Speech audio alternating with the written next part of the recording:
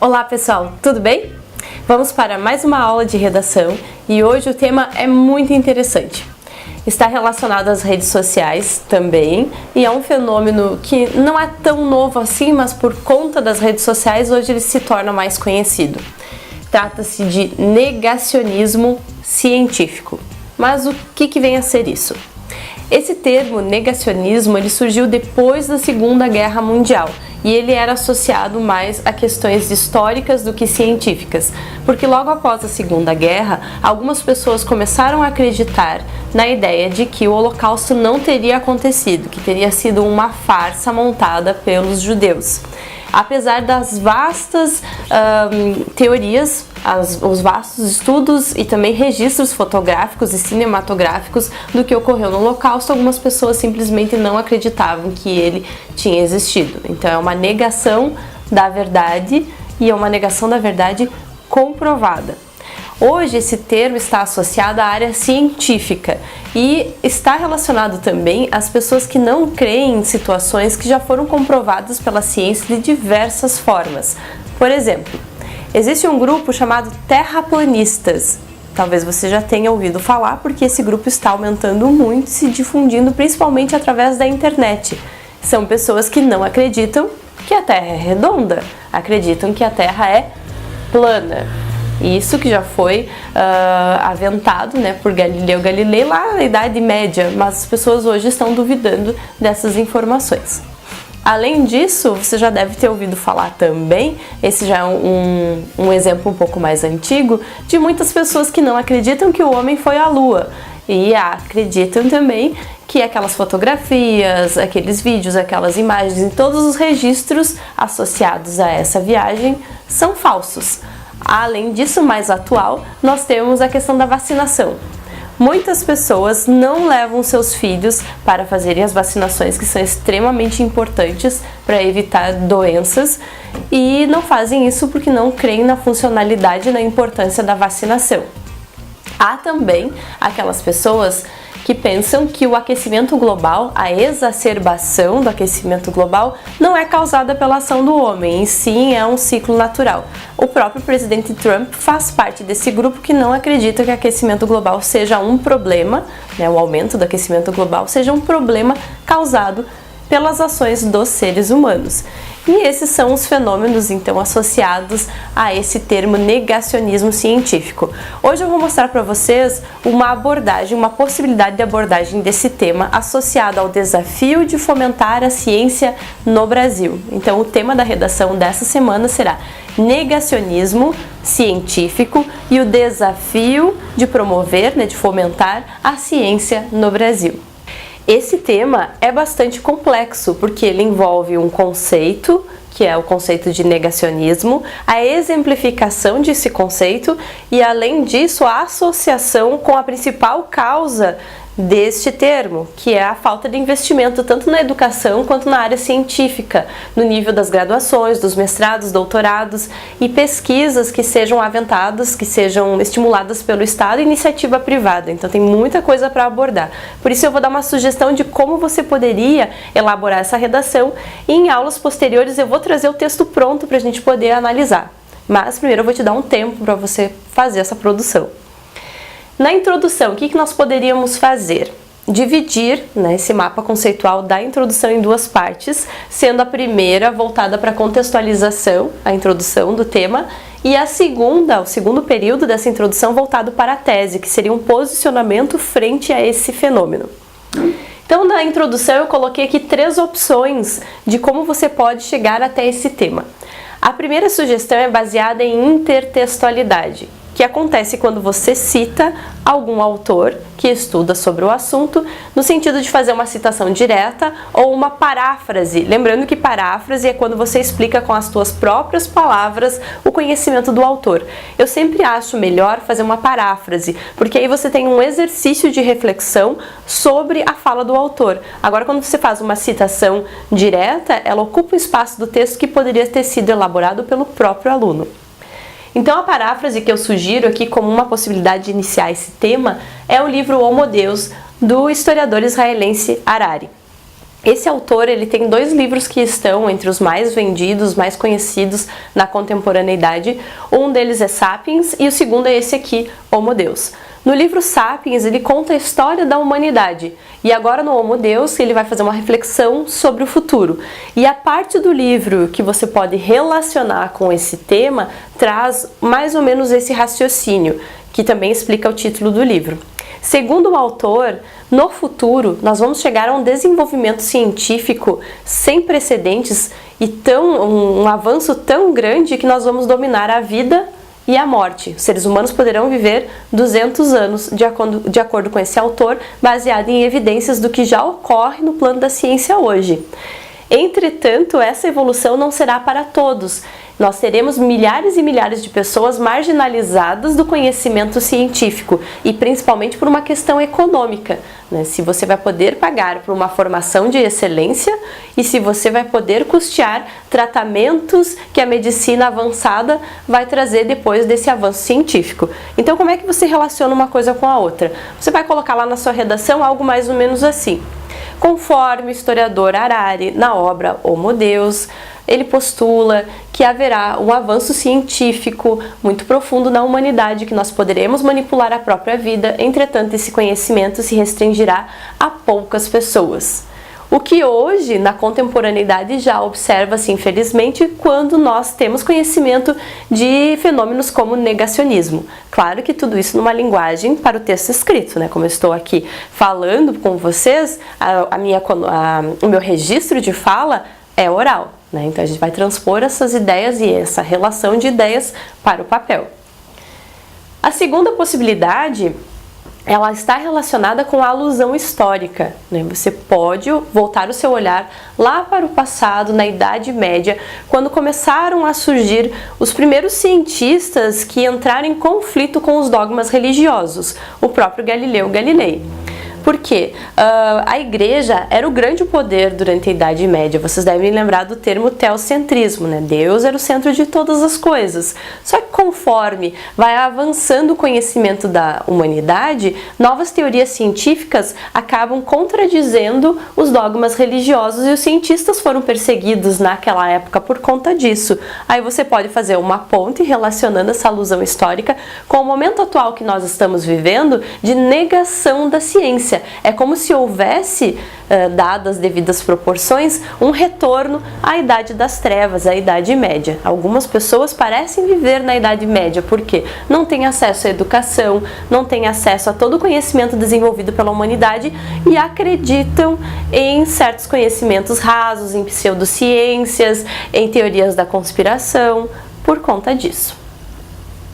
A segunda possibilidade de introduzir o assunto, essa possibilidade também é baseada em história, só que um pouco mais recente, que seria explicar o surgimento do termo negacionismo. Então você poderia explanar no seu texto que durante a Segunda Guerra Mundial houve um massacre do povo judeu, assim como outros povos, mas posterior a esse acontecimento, apesar de todas as evidências históricas, de todos os registros que houve desse fato, pessoas passaram a negar o seu acontecimento. E esse termo que se restringia mais à área da história no passado, hoje foi relacionado à área científica, dada a proporção com que se multiplicam nas redes sociais esses grupos de pessoas que não acreditam na ciência. Bom, aí partindo para a tese. A tese, você precisa se posicionar sobre o tema. E como que eu faço sendo um tema tão complexo assim, né? Então, eu acho que uma possibilidade é você colocar a sua tristeza, o seu constrangimento em perceber que hoje nós temos essa realidade de pessoas que não têm acesso à educação. Então, algo com um advérbio, por exemplo, infelizmente, poderia demarcar bem essa opinião. Infelizmente, muitas pessoas estão à margem do conhecimento científico e por isso o negacionismo é um fenômeno que se prolifera, algo mais ou menos assim. E também, como o tema ele tem 2 troncos semânticos, ele tem 2 linhas de pensamento, que uma é o fenômeno negacionista e a outra é o fomento à ciência no Brasil, aí você pode criar uma tese com um adjetivo. Aqui tem um exemplo, né, de adjetivo que caberia legal numa tese: é crucial fomentar, é crucial estimular o desenvolvimento da educação e da ciência no Brasil. E aí você terminaria a sua introdução dessa forma, optando por um dos meios de contextualização, linkando com a apresentação do tema e criando um posicionamento sobre esse tema. E aí nós temos então a introdução da sua redação. Para o parágrafo de desenvolvimento 1 dessa redação, você pode dividir o planejamento em 4 partes, abordando os seguintes tópicos. A primeira parte seria o tópico frasal, no primeiro período. Depois nós teríamos o argumento 1 e o argumento 2 nos próximos períodos. E por último, a conclusão com uma ação nesse parágrafo. Então, como que eu poderia desenvolver esse primeiro período? Uma dica seria, novamente, apelar para a intertextualidade. E a intertextualidade que eu te sugiro é o livro O Mundo Assombrado pelos Demônios, do Carl Sagan, que é um astrofísico. Como o título da obra é um pouquinho extenso e a ideia que você tem que desenvolver aí em apenas 2 linhas também é um pouquinho complexa, talvez seria interessante não colocar o título do livro nesse momento e apenas explicar a ideia do autor. Até porque essa ideia é bem corrente dentro do pensamento do Carl Sagan. E ele é um cara que deu muitas entrevistas, tem muitos vídeos no YouTube falando sobre as informações que ele desenvolve. Então essa é uma das ideias mais de conhecimento da massa, podemos dizer assim. Então não seria necessário obrigatoriamente colocar o título do livro de onde eu extraí essa informação, tá? Mas vamos à informação. O Carl Sagan, ele diz que nós vivemos hoje um fenômeno chamado Deus das lacunas, que seria o seguinte: em muitos lugares faltam investimentos na educação e na ciência e isso gera um espaço vazio, essa lacuna. E é nesse espaço vazio que se prolifera um pensamento que é análogo, que é parecido com o pensamento fantasioso lá dos mitos gregos. Como as pessoas não têm acesso aos raciocínios para explicar os fenômenos naturais, elas retornam ao pensamento mitológico criando fantasias para explicar esses fenômenos. É bem o que acontecia no passado. Então ele chama isso de Deus das lacunas, esse espaço vazio deixado pelo Estado no investimento na educação e na ciência. Então você explicaria essa ideia de uma maneira bastante objetiva para fazer a relação com o próximo argumento, com o próximo tópico a ser desenvolvido. Então, o argumento 2 seria o seguinte: nesse espaço em que faltam investimentos na educação, surge, se prolifera o fenômeno negacionista. Todas as vezes que o tema da redação for alguma coisa que não seja de conhecimento da massa, você pode pensar mais ou menos o seguinte: se eu fosse chegar em casa e conversar com a minha avó, com o meu avô, sobre negacionismo, eles iam saber do que eu estava falando? Provavelmente não. Então, quando houver um termo dentro do tema da redação que não é tão recorrente assim, vale a pena em algum momento da redação você conceituar esse próprio termo, exemplificando também. Então aqui seria um espaço legal para fazer isso, porque o argumento 1 é a primeira parte do texto em que você aborda algo com mais profundidade.